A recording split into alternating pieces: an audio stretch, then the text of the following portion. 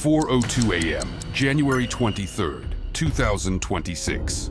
Greenland's western ice shelf is on fire. The aurora is breaking apart above the smoke, green and red light flashing off shards of composite metal. Two MH-60 helicopters hover at 50 feet, their rotors hammering spindrift into white curtains. U.S. security teams in Arctic gear drag a carbon black wing across the ice toward floodlights. A stenciled Cyrillic code runs along the edge, half melted. On the landing pad, two soaked men in survival suits kneel, hands bound, heads down. They came out of the water 10 minutes ago. Russian sailors pulled from a capsule that should never have been here. The radio chatter is clipped, almost calm. No one understands yet what the machine was that fell from the sky, or how it crossed 600 miles of protected airspace unseen. 3 hours earlier, inside the radar operations room at Thule Air Base, nothing moves but green traces on glass. The temperature outside is -34. The wind pressure against the outer shell vibrates the metal beams. Sergeant Lindholm adjusts the gain on ANFPS 132 display. A faint pulse appears on bearing 012, range 180 nautical miles, altitude 15,000 feet. It isn't a straight track. The contact flickers, dives, reappears higher. The radar tech assumes atmospheric refraction from the storm front. Another pulse appears 20 miles east of the first. Lindholm tags it as probable ghost echo. When the object accelerates to Mach 1.6 seconds, the computer labels it friendly test drone. The tag is yellow. The watch officer signs off, satisfied. The siren that should trigger a scramble sequence stays silent for 2 minutes and 43 seconds. 3:17 a.m. The wind has cleared just enough for the satellite uplink. In the command center, screens show an infrared feed from NORAD. A single moving dot crosses the exclusion zone at 43,000 feet. Colonel Strauss leans over the console. The identification protocol runs again, returning a 76% match to a NATO signal block. He signs an acknowledgement, thinking it is a mistagged American prototype. Outside, fuel crews in parkas are loading two F-35A fighters from the 356th Fighter Squadron. They aren't yet cleared for takeoff. Inside the hangar, pilots hear the alert tone too late. By the time wheels lift, the unknown contact is already within 70 miles of Thule, 0326 a.m. Altitude 40,000 feet, airspeed 1.4 Mach. Lieutenant Decker levels his jet over the coast. His radar paints a shape smaller than a fighter, barely the size of a missile. No heat bloom, no contrail. The object holds steady at bearing 310, altitude dropping fast. He calls visual contact at 30 miles. The drone's hull flashes gray in moonlight. It is faceted, almost liquid. He switches to optical zoom. There are no markings, no control surfaces. Looks like recon, he says. Command tells him to hold fire and attempt signal identification. Decker flashes the coded recognition strobes. The drone responds with 3 quick pulses of infrared light, perfectly timed. That's enough to fool the system. His onboard computer lists the contact as unarmed experimental asset. 3:29 a.m. The misread holds for 40 seconds. Then the drone ejects a pattern of flares, tiny cold white sparks falling in an arc. The F-35's targeting AI interprets the temperature variance as multiple missiles igniting. The threat computer snaps red. Decker's wingman, Captain Harrow, reacts faster than the controller can countermand. A single AIM-120 missile slams out of the launch rail at Mach 2. The missile's motor trail flashes across the night sky, the only visible warmth in the Arctic air. The drone drops altitude instantly, pulling 12 Gs, diving from 40,000 to 25 in under 10 seconds. The missile adjusts, but loses lock when the drone cuts emissions entirely. It isn't evading, it's guiding. The sudden absence of signal confuses the radar fusion matrix. For 1 long second, both pilots lose the target. 3:31 a.m., it reappears beneath them. The object flips belly up, releases a narrow beam of microwave noise that floods the F-35's comms. Both cockpits light up with failure codes. Instruments flicker. HUDs go black. Harrow fires blindly using optical backup. The missile's seeker head finds the brightest heat source it can, one of the drone's decoys. The explosion is visible even from the ground, a white pulse at 20,000 feet. Shrapnel from the detonation catches the drone's right side. A bright plume erupts as it begins a slow spiral toward the sea. Both fighters regain systems 8 seconds later. Command confirms partial hit. They are ordered to track the descent, not engage again. At this point, the control room believes the object is crippled but intact. 3:36 a.m. Radar returns show debris at 72 degrees 11 minutes north, 56 degrees 7 minutes west. The sea below is dark and motionless except for ice ridges. At 100 feet altitude, the P-8A Poseidon from Keflavik circles the crash vector. Its magnetic anomaly detector picks up an active core signal, temperature 86 Celsius, depth estimated at 280 meters. That is impossible for a simple recon drone. Commander Patel orders an unmanned recovery pod dropped. The pod splashes at 3:38, its sonar pings echoing through the channel. The P-8 crew transmits the data uplink to the Coast Guard cutter Healy, moving at 25 knots through the pack ice. They are told to prepare for recovery within 40 minutes. The assumption, this is salvage, not combat. 3:42 a.m. On board Healy, the deck crew works by floodlight. The submersible control officer watches twin feeds from ROV cameras. A faint blue glow reflects off the drone fuselage resting on the seabed. It looks whole. The thermal camera shows the nose cone still warm. He orders the claw arms to engage at 3:45. The first clamp attaches, then the second. Data lines show surface ascent rate 1 meter per second. Inside the command tent, a technician notices rising internal temperature, now 92 Celsius, but attributes it to chemical battery stress. The water muffles the subtle vibration inside the hull. No one reads it as countdown. 3:49 a.m. 2,000 meters east, a new sonar contact appears. Bearing 070, distance 15 nautical miles, closing fast. The trace signature matches a Sovremeni-class destroyer. Healy's commander requests guidance. The reply from the fleet ops channel is calm. Maintain recovery, destroyer likely performing search and rescue. That interpretation holds because the Russian vessel has its navigation lights on, a gesture of compliance.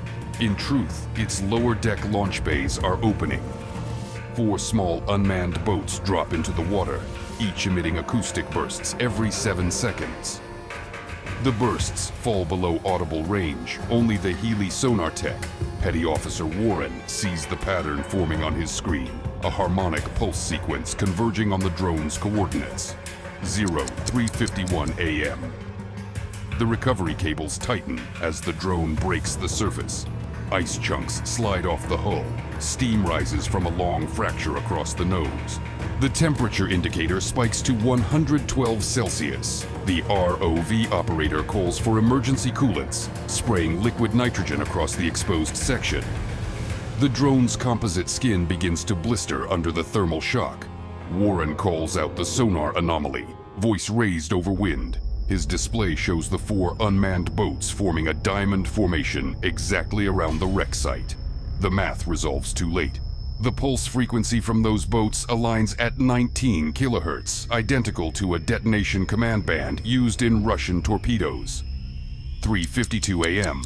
The signal hits. Every magnetic sensor on Healy records a sudden surge. The drone's core goes white on infrared, temperature surpassing 200 Celsius in 2 seconds. Commander Patel yells to cut the lift lines. They do, but physics wins. The explosion blooms underwater at 3:52 and 9 seconds. Pressure wave slams into the hull, knocking crew off their feet. The ROV feed cuts to static. On deck, snow and ice rain sideways as the concussion travels outward. The sound arrives half a second later, a low metallic roar that rolls across the fjord and up into the mountains. The blast crater boils black water through new ice fractures. 3:58 a.m. The Russian destroyer slows, stops at 12 nautical miles, engines idling. A small fire glows on its foredeck, self-inflicted damage from shockwave reflection. Healy's radar locks on, but does not fire. Orders are to hold. The destroyer launches a helicopter at 4 o'clock, which hovers low over the detonation site, dropping a net of buoys. They are not search devices. They are data collectors. The helicopter circles once, retrieves 2 buoy pods, and retreats to the ship. No communication is attempted. Healy's crew resumes scanning. Amid the scattered fragments, they find a partially intact tail section lodged in ice at coordinates 72 degrees 14 minutes north, 56 degrees 3 minutes west. Within 10 minutes, an MH-60 from Thule is en route. 4:07 a.m. on the ice, wind 40 knots, visibility 200 meters.